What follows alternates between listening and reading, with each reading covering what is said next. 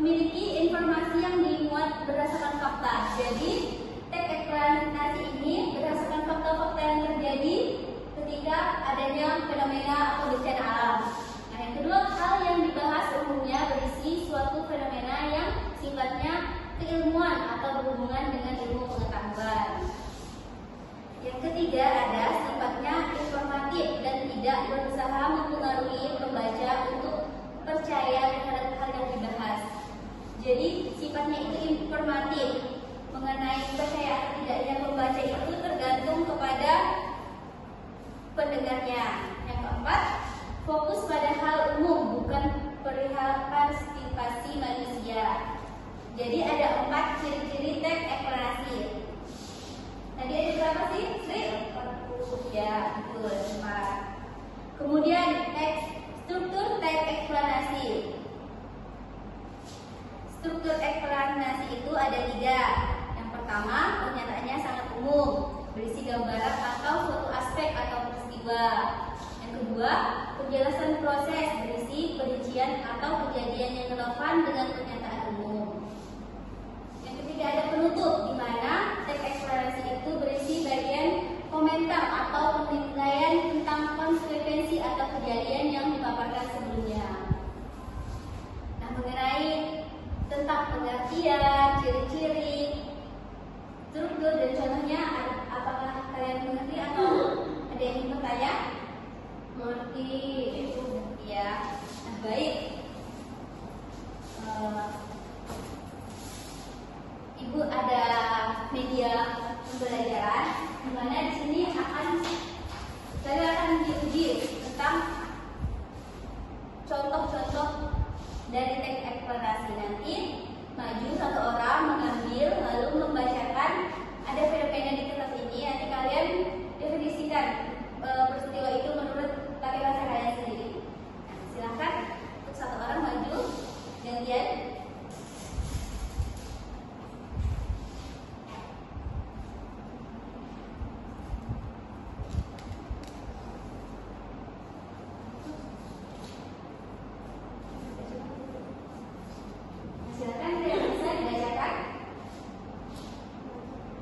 Banjir adalah peristiwa berlimpahnya air yang meluap dari ke daratan akibat curahan hujan yang tinggi atau masalah lain yang mengakibatkan air tak diserap dan terjadilah banjir.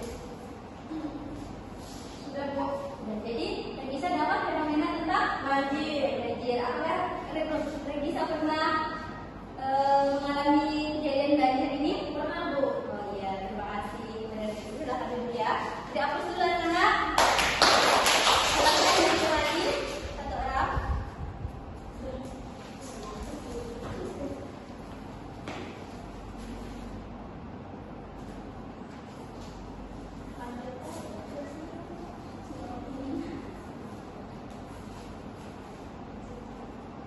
Ya, silakan dibacakan dapat peristiwa apa?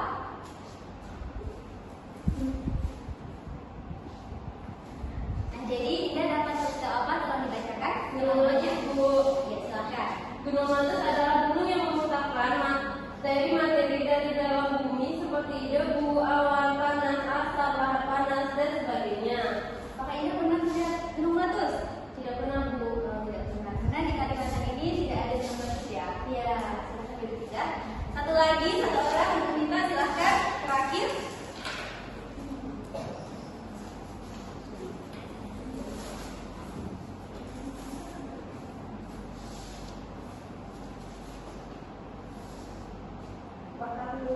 Ya, Sri dapat kebakaran. Nah, definisikan menurut Sri itu fenomena kebakaran itu apa?